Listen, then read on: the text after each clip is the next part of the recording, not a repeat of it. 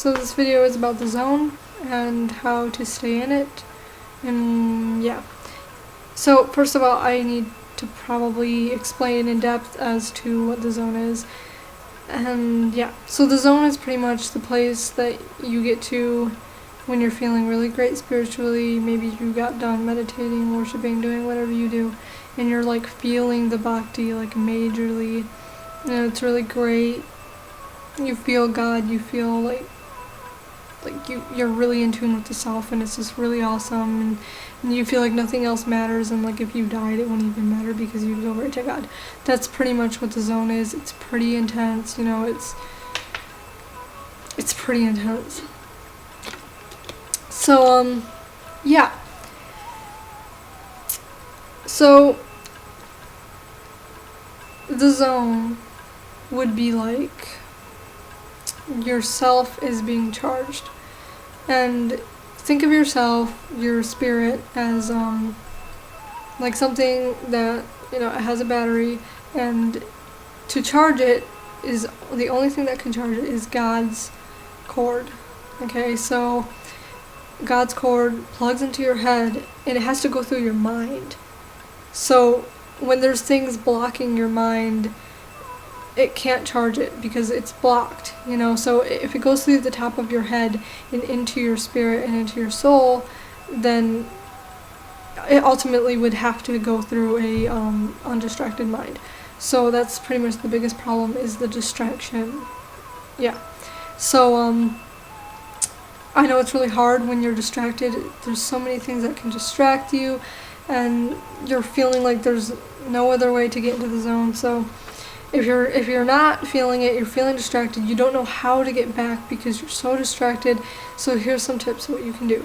So singing and chanting is definitely a big one, but they won't do you any good if your mind is distracted.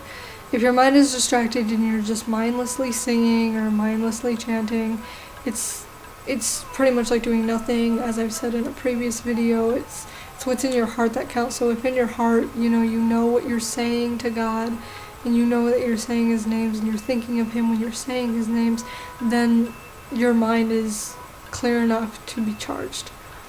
But if, you know, you're just like singing God's names, but what's in your mind is like all these lists of the things that you have to do, or you're like thinking about a person or thinking about something that's bothering you, you know, it's just crap. So yeah, so how you can overcome that, it's really hard, and it's kind of different for everybody, but even meditating is pretty much impossible, almost impossible, when you're just so distracted. And a lot of people don't really have the patience to just sit there and wait for their minds to calm down.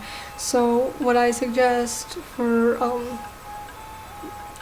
making your mind open and ready to be charged, some things that you can do is reading, yoga, and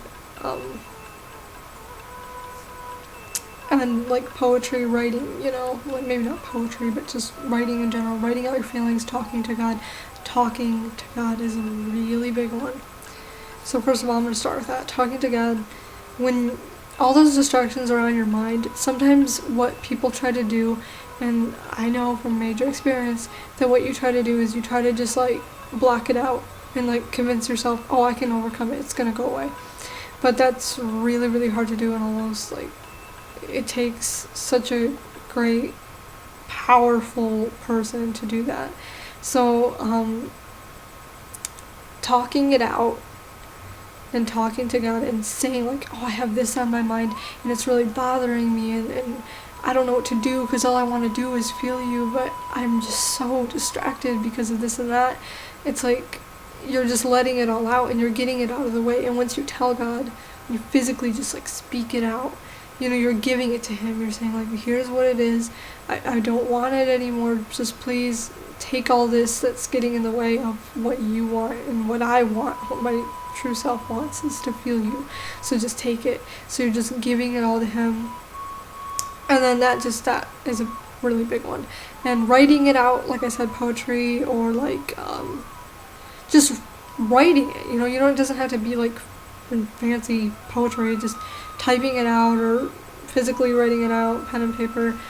that really helps. Like, just like write down like all the things that distract you, and maybe like how you plan on how you can overcome that yourself. Like, this is distracting me, and why is it distracting me? Just really think about it. And reading can help get your mind back on God, because like if you're reading Bhagavad Gita, for example, that just kind of puts you in a mindset where you're like thinking about God, and you're like realizing how that like what overpowers it, and it's more important. Yeah. So geez, I feel like I said something else. I said meditation, talking to God, writing. Oh, yoga. Yoga's good. Because yoga is like you're taming your mind, you're taming your breath.